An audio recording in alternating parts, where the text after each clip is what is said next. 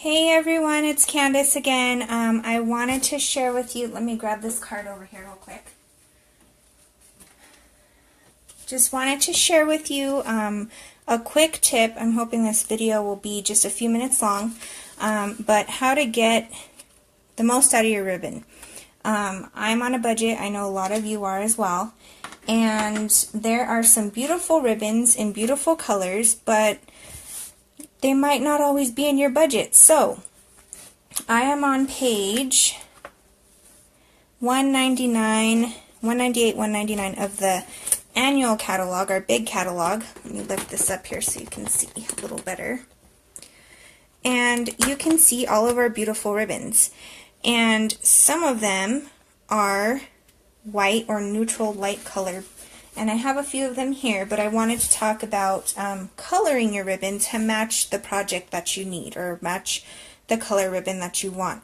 Obviously, if you have something like garden green sitting around, you're not going to be able to color that too many different colors. I'm sure if you picked like black or, you know, a dark enough color, you could do that. But some of the other ribbons that we have are this natural trim. There's gold and silver.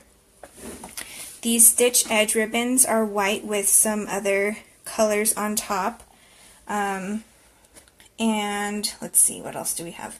We have this new classic weave ribbon in Whisper White. So anything that's white or vanilla color, a light color, you can probably color. We also have this lace trim, which is right here. We're going to experiment today and try to color that. We also have this sheer ribbon in Whisper White. We have baker's twine. I have some of that here that we're going to color. And then we have metallic. Oh, we also have very vanilla baker's twine. And then we have the metallic, which the gold, which is what I used on this card. Okay.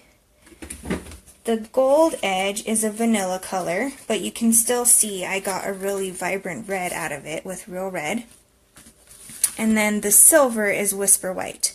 So just depending on what your taste is and what project you have in mind will depend on what kind of ribbon that you're going to use.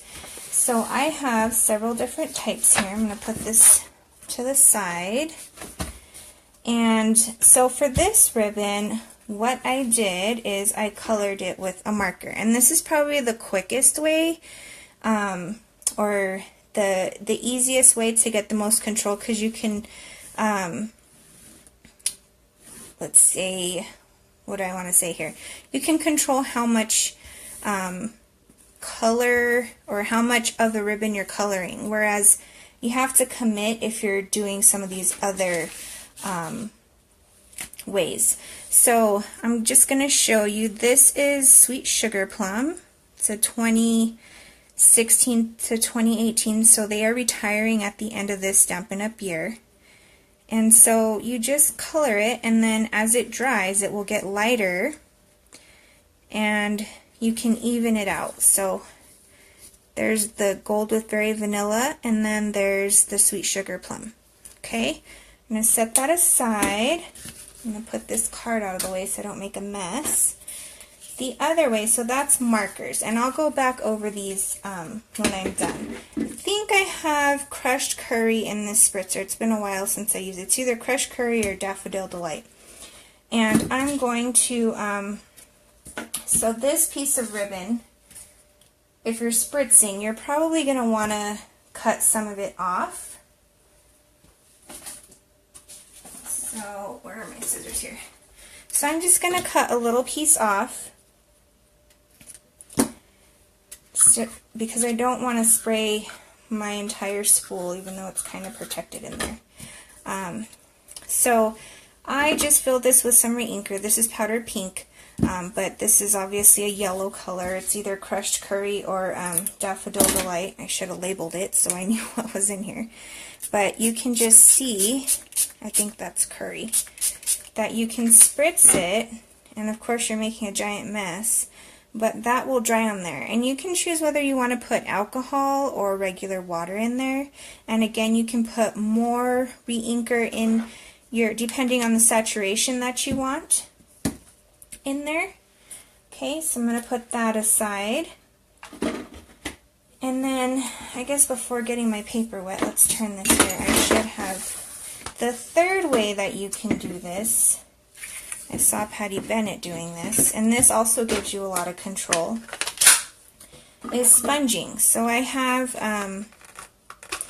Old Olive here, and you can either take it directly from your pad, or you can smush it into the lid, and you're just going to color that. So you can see I can make two-tone ribbon. If you want to make like rainbow colored or ombre, that would be really cool if you did some ombre. But you just sponge as much or as little as you want on there, and whatever colors. And you have another color ribbon, okay? And then the last way, we're going to use our baker's twine, and I just have a little bit of regular water here, and this is my re-inker.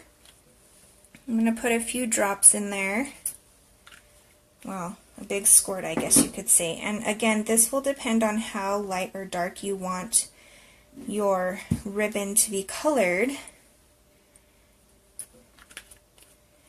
And I just put a little bit of water in there because I am dyeing just a little bit of a very thin piece of ribbon or baker's twine. And this you're going to have to dry, kind of like the spritzing technique. But you just put it in there, it's kind of like dyeing your ribbon. And you can add more or less re-inker if you want. I chose a light color because I didn't get a popsicle stick, so yay for my fingers. And you can see you'll just let that dry, or you can blow dry it or whatever, and then you can keep dyeing it if you wanted a darker color.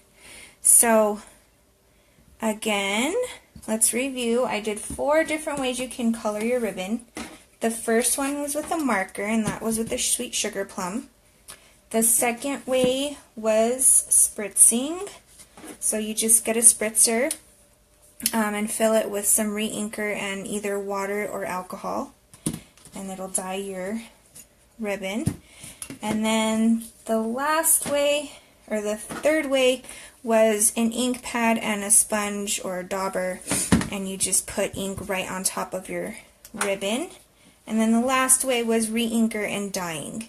So if you have any questions about how to do this, please let me know. I'd be happy to answer them. You can order these products from my website at cansamstamp.stampinup.net. There's a link on my Facebook page. Thanks for joining me, and I hope you enjoyed that tip.